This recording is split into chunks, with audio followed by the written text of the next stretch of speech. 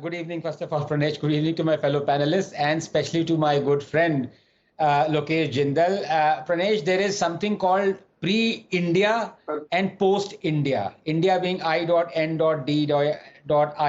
So whatever Lokesh says is post-India. It's not pre-India. But can I come back to the thrust of the whole issue? And there are 3 points here. It's a very serious issue. Let's go by just facts. Look, Pranesh, this constant fight over who controls Delhi honestly is like an unending Saas Bahu serial. It makes us Delhiites look like fools while they pass the buck and use conflicting authority as an excuse for maladministration. Remember how Kejriwal promised to turn Delhi into London? And all we've got is Big Ben ka ghanta. And his excuse always is no one is allowing him to work. To be sure, the Congress and the BJP are to be blamed the most because they have repeatedly promised complete statehood to Delhi and they have been in power in the center for the last 24 years. But the moment they are at the center, they refuse to fulfill what they promised.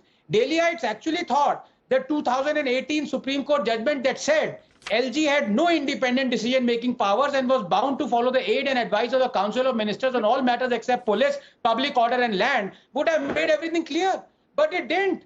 And the politicians were up to their games again with amendments flying left and right and center. And now this latest Supreme Court judgment we thought would put matters to rest once and for all. But yet again, it hasn't. 3 quick points here. Number one, I think it is wrong for the center to have brought in first the ordinance and then this bill that effectively negates the thrust of the Supreme Court decision. Number two, a CJI-headed 5-judge constitution bench unanimously ordered that, quote, the legislative power of the NCT Delhi would extend to IAS and it shall control them even if they are not recruited by NCT Delhi. However, it would not extend the services that come under land, law and order and police.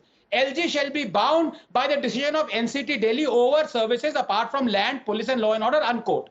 But then, why on earth did the Supreme Court insert into its verdict multiple loopholes whereby the center could and has challenged the verdict itself? Let me explain, just 1 minute.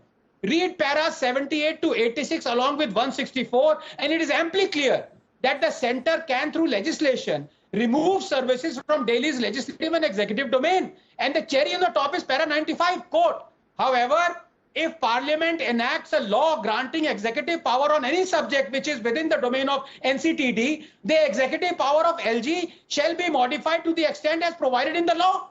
Number 3, for those who are calling the negation of the Supreme Court judgment as murder of constitution, I want to ask this. In the last 9 years, the only time Modi government has negated a Supreme Court verdict is when it overturned the Supreme Court decision that outlawed the draconian amendments of the SC/ST Act. Why did AAP and Congress support the Modi government then? So that was not murder of constitution. Pranesh, just 30 seconds.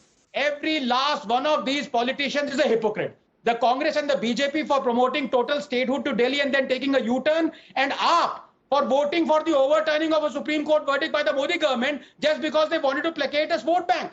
जाए तो जाए कहां, करे तो करे क्या?